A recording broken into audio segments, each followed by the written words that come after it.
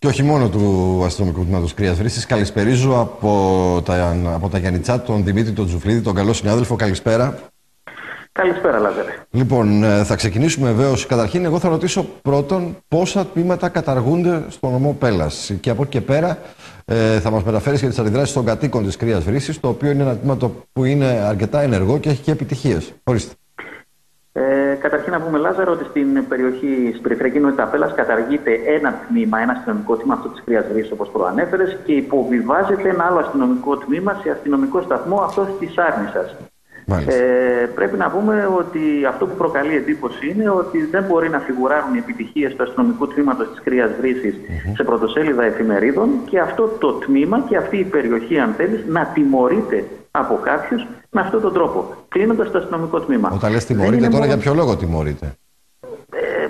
Αυτό ειλικρινά μόνο σαν τιμωρία μπορεί να το εκλάβει κάποιος, όταν ξέρουμε ότι στην περιοχή της Κρίας Βρύσης υπάρχει πολύ μεγάλο πρόβλημα σχετικά με τα ναρκωτικά.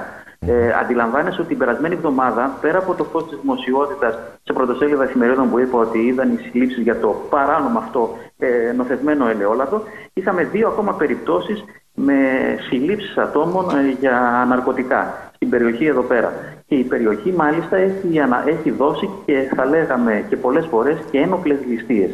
Άρα όχι μόνο θα έπρεπε να διατηρηθεί το αστυνομικό τμήμα της Κρίας Βρύσης, αλλά θα έπρεπε να ενισχυθεί κιόλας, γιατί η περιοχή εδώ πέρα, όπως είπα, έχει μεγάλη εγκληματικότητα.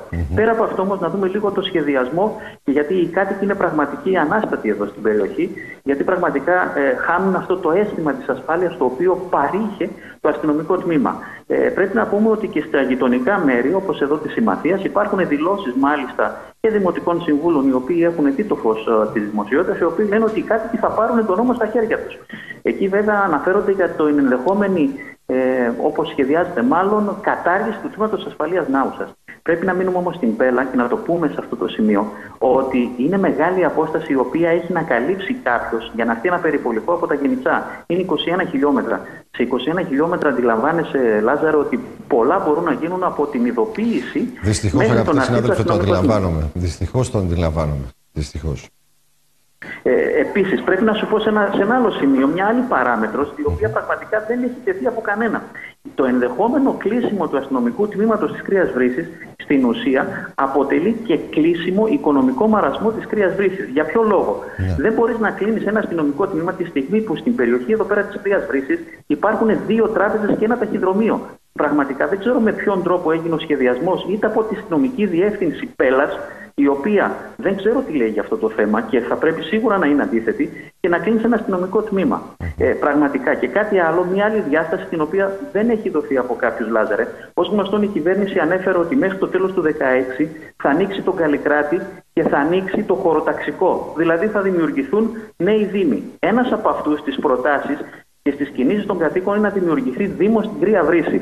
Άρα, πώς θα έρθουν να καταργήσουν αστυνομικά τμήματα στην Κρία Βρύση ή στον οποιοδήποτε μέρος, και ενδεχομένως με τον Καλλικράτη η κυβέρνηση να δημιουργήσει δήμο εκεί πέρα? Πάρα πολύ εύλογο το ερώτημα. Βεβαίως, έτσι είναι. Συμφωνώ και το προσυπογράφω αυτό που είπες. Είναι πολύ εύλογο το ερώτημά σου. Αντιλαμβάνεσαι ότι ο ένας σχεδιασμός έρχεται να πέσει πάνω στον άλλον το σχεδιασμό. Τελικά δεν ξέρω, δηλαδή, ειλικρινά έχουμε πέσει από τα σύννεφα. Πρέπει να σου πω ότι υπήρχαν ανακοινώσεις.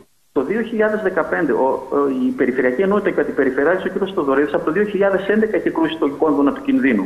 Και είχαν βγει εδώ πέρα μάλιστα όλοι οι κυβερνώντες, οι βουλευτές, και είχαν αναφέρει ότι δεν υπάρχει κανένα πρόβλημα για το αστυνομικό τμήμα της Κρίας Βρύσης. Τελικά υπάρχει. Ευχαριστώ πάρα πολύ τον καλό συνάδελφο. Ευχαριστώ πολύ, Δημήτρη Τζουφλίδη, για την ενημέρωση. Αυτό συμβαίνει, κυρίες και κύριοι. Βεβαίως το θέμα δεν θα το αφήσουμε, θα το δούμε και τις επόμενες ημέρες. Εκ των πραγμάτων θα το βρούμε μπροστά μας. Πάμε τώρα να δούμε τι έγινε με τις Πανελλήνιες. Οι βάσεις ανακοινώθηκαν, είναι γεγονός.